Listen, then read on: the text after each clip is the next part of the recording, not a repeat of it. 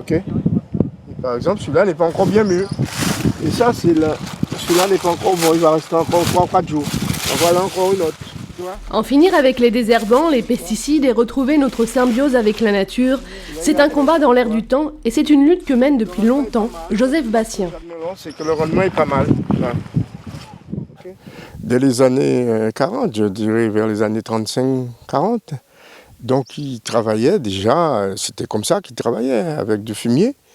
Il n'y avait pas d'engrais. Et puis il n'y avait pas de traitement non plus. Il y avait un équilibre tout naturel. Puis les usiniers, comme les appelle Joseph, sont arrivés et les techniques ont changé.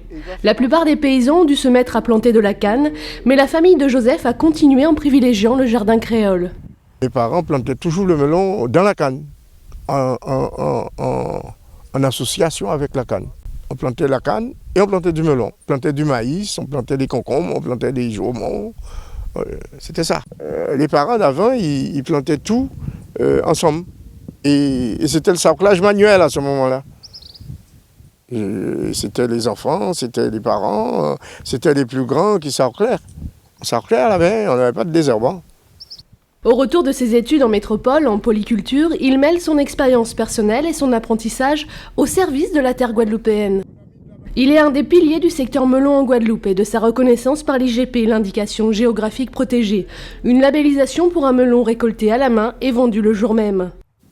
C'est-à-dire avant, il y avait le melon, on ne voyait pas. Mais tel que c'est fait, c'est-à-dire avec des champs comme melon, ça a commencé dans les années, il faut dire déjà dès les années 79-80.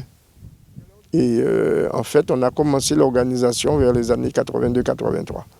Et moi, j'ai été président vers les années 85-86.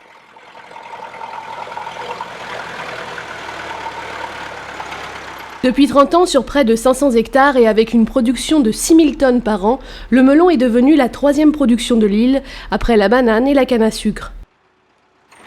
Aujourd'hui, fort de son expérience, Joseph Bassien a contribué à développer le secteur et se bat pour mettre en place l'application de la rotation des terres, afin de fortifier la terre et éviter l'utilisation des désherbants. On a commencé à préparer ça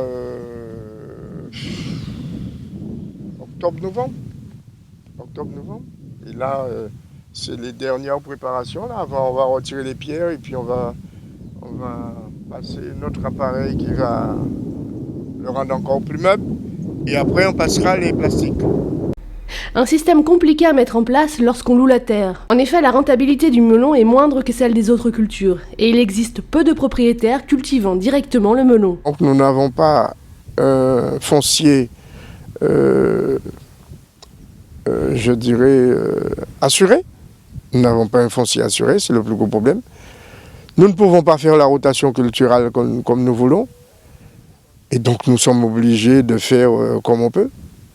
D'où ce que je vous ai dit, arriver à une catastrophe, planter 4-5 ans de melon, et puis après, si vous n'arrivez pas à planter quelque chose, eh bien, vous laissez, et puis bon, vous perdez la terre aussi.